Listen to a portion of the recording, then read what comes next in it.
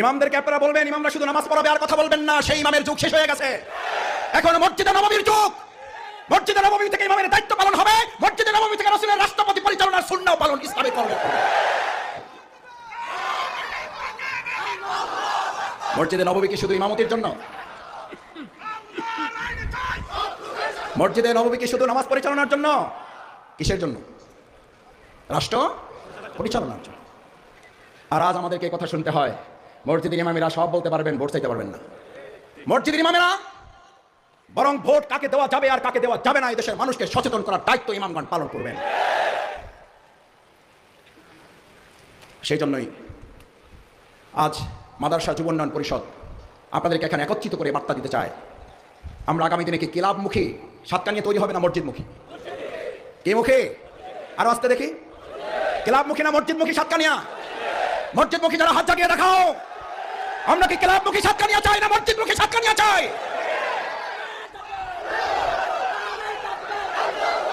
ভাইয়েরা, আমার বোনেরা, আমার মায়েরা, আমার পর্দার আড়ালের মা বোনেরা, আমার মাইকের আওয়াজ যারা শুনছেন, মসজিদে গেলে কি অশান্তি লাগে না শান্তি লাগে?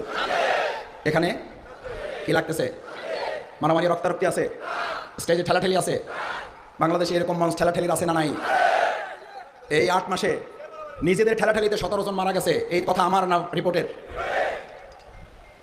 শান্তি তাদের নাই কেন? 17 জন মারা যায় কেন? কে মেরেছে? কেন মারছি আমরা আমাদেরকে? কারণ আমরা এমন মঞ্চ, এমন জলসা, এমন সমাবেশে বাংলাদেশে দেখতে পাই 3 ঘন্টা, 4 ঘন্টা, 5 ঘন্টা। সেখানে মুসলমানদের প্রোগ্রাম হয়, অথচ একবার আল্লাহ আল্লাহ রাসূল সাল্লাল্লাহু আলাইহি ওয়াসাল্লামের প্রশংসা দরুদ পেশ করা হয় না। ওটা কোনো শান্তির প্রোগ্রাম না, ওটা ইবলিসের প্রোগ্রামে পরিণত হয়ে যায়। যার কারণে পরে ইবলিস ঢুকে গিয়ে মানুষকে ইবলিসে পরিণত করে দেয়।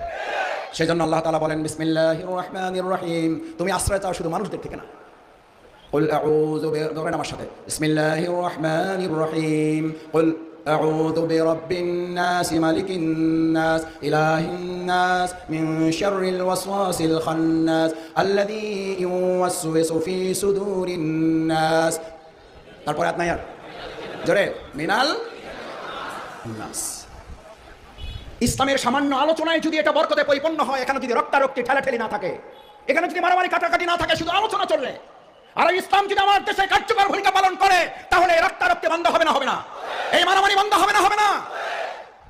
যারা এই রক্তারক্তি মারামারি বন্ধ করতে চায় না, তারা ইসলাম চায় না।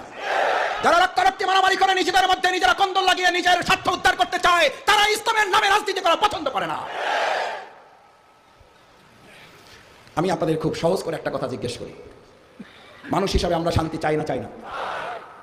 মানুষ হিসাবে বলছি, হিন্দু হিসাবে, বৌদ্ধ হিসাবে, ধর্ম হিসাবে, মুসলিম হিসাবে না, কি হিসাবে? মানুষ হিসাবে। মানুষ হিসাবে যদি আপনি শান্তি চান, সেই শান্তি ইসলাম না ইসলামের বাইরে? এটার ব্যাপারে কারো দ্বিমত আছে? নাই। কিন্তু আমাদের দুর্ভাগ্য কি, আমরা শান্তি চাই কিন্তু ইসলাম চাই না। আমার ভাই, দেশ স্বাধীন হয়েছে 53 বছর, এখন 54 বছর পার করছে। আচ্ছা, 53-54 বছর কোনো জিনিস প্রমাণ করার জন্য কম না বেশি? যথেষ্ট হয়েছে না হয় নাই? এবার কি আমরা একটা চিন্তা করতে পারি না? আমরা কি একটা চিন্তা করার সুযোগ নিতে পারি না? একটা সিদ্ধান্ত কি আমরা নিতে পারি না?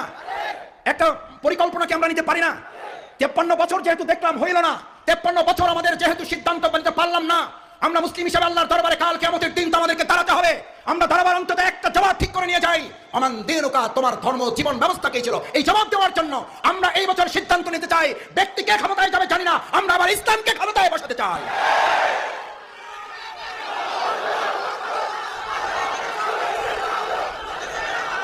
সেই ইসলামকে ক্ষমতায় বসানোর জন্য, সেই ইসলামকে ক্ষমতায় বসানোর জন্য যদি আপনাদের প্রিয় ভাই জাফর আহমেদ কাজ করতে চায়, এই জাফর আহমেদ যদি ইসলামের প্রতিনিধিত্ব করতে চায়, এই জাফর আহমেদ যদি ইসলামের একজন সেবক হিসেবে, খাদেম হিসেবে কাজ করতে চায়, তাহলে এই জাফরের নেতৃত্ব আমরা আমাদের এই প্রিয় এলাকাকে ইসলামের এলাকা হিসেবে গড়তে রাজি আছি সবাই। আমরা ব্যক্তিকে ক্ষমতায় নেব না, আমরা ক্ষমতায় নেব ইসলামকে। সম্মানিত ভাই এবং বোনেরা, ভিন্ন ধর্মাবলম্বীরা এখানে আছেন, আমি শুনেছি।